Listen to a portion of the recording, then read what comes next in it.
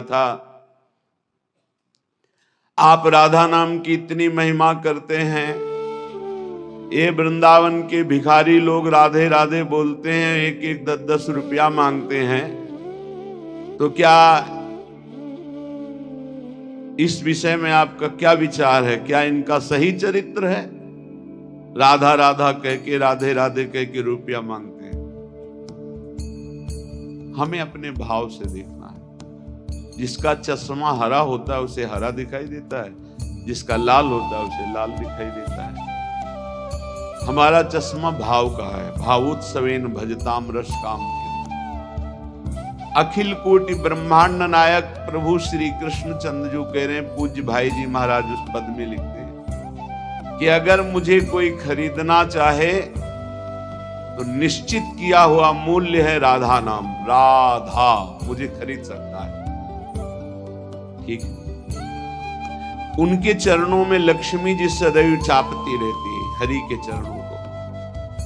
और वो राधा कहकर 100 रुपया पूरे दिन में या 200 रुपया इकट्ठा किया और कहीं खोली लिए हुए, वृंदावन में छोटी कुटिया लिए हुए आटा दाल ला के खाता है, वृंदावन वास करता है। आप उसे भिखारी समझते हो? आप उसे नीच समझते हो? आप उसको इस वृत्ति को नीच समझते हो? और जो करोड़ों का गफला करके एसी में सोते हैं और व्यभिचार करते हैं, मांस मदिरा पाते हैं, उनको बड़े आदमी समझते हो?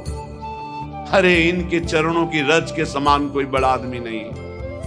इनसे बड़ा कौन होगा जो रात दिन बिहारी जी के दरवाजे पे बैठे हुए हैं, 100 200 500 मिले उसी में खोली का किराया देते हैं, उसी से वो दाल रोटी ला के खाते हैं, मजीरा बजा कर राधा राधा कीर्तन करते हैं और वहीं लुढ़क के सो जाते हैं। दिन में रात्रि में उस कुटिया में पहुंचते हैं। आप क्या समझते हो?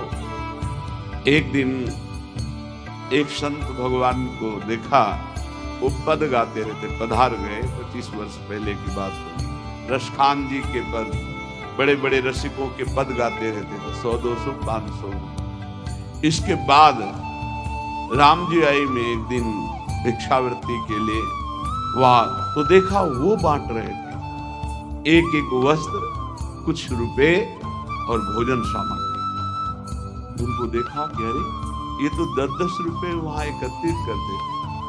नजदीक गए और कहा, बाबा ये आपकी तरफ से आपका कोई भगत? बोले नहीं, जो बिहारी जी दे देते हैं उससे हमारा काम चल जाता है, जो बच जाता है वो ऐसे संत। क्या आप समझते हो? आप इन भिक्षुकों को क्या समझते हो, जिनके दर्शन करने के लिए पूरा जीवन हो जाता है, लोग एक बार भी नहीं आ पाते, रोज उनके दरवाजे में बैठ के उनकी जय बोलते हैं। आप इन भिक्षुकों को आप क्या समझते हो? वृंदावन के भिखारी किनके भिखारी हैं? बाके बिहारी के दरवाजे के, राधा वल्लभ लाल के दरवाजे। तो आप विषयों के, भोगों के, पापाचरण के भिक्षुक हो। आप देख लो, हमारी बात कड़वी लगेगी, आप उनको भिखारी समझ रहे हो जो 100 रुपए में संतोष करके धाम वास कर रहे हैं। तुम अपने को देखो, करोड़ों ने भगवान ने दिया, फिर भी तेरे अंदर संतोष नहीं, फिर भी तू भगवान की दिन भर जय नहीं बोलता, फिर भी दिन भर भगवान का नाम कीर्तन नहीं करता। वो उनके धाम में रहते, उनके नाम में रहते।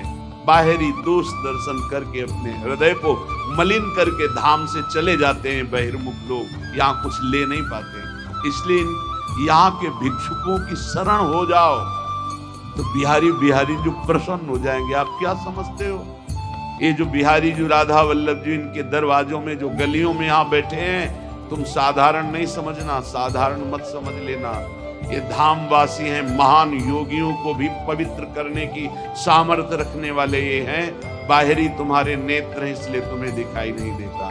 श्रीपाद जैसे महापुरुष कह रहे, वर्मी वृंदारण्य सुवरा की मदन मोहन द्वारी। एक माई को देखते हैं, विदेशी माई है, 2500 कुत्तों को यहाँ के दूध, डबल रोटी, बिस्कुट, रोज उसके चरणों में प्रणाम करते हैं। जब दृष्टि पड़ती, धन्य है माई, तेरा जन्म तो कहीं विदेश में हुआ, पर बिहारी जी की असीम कृपा है कि इन परम हंसों का तो सेवन कर रहे। ये कौन है जानते हो? श्रीपाद जैसे महापुरुष कह रहे हैं, मुझे कुतिया कुत्ता बना दिया जाए, मदन मोहन के द्वारे पे पड़ा रहूंगा। उद्धव जैसे महापुरुष कह रहे हैं, यहाँ की गुलमलता औषधि बना दी जाए। हरिराम व्यास जी जैसे महापुरुष कहते हैं यहाँ का स्वान बना दिया जाए। ये धाम है, यहाँ दोष दृष्टि मत करना किसी पर, अरे ये तो बिल्कुल मत करना। ये लाडली लाल के लाडले हैं, इनकी बाहरी बात अलग है, आंतरिक बात को आप नहीं जानते। बिहारी जी में गौशाले में एक माई पानी पिलाती है, ये पहले की, अब तो ऐसी दिनचर्या श्री जी ने दे दी है कि कहीं भी नहीं जाना हो पाता। एक दिन फूल बंगला बना, वो 22 संतों को एक 2 रुपया और एक सेव ऐसे बांटा। बहुत ही उत्साह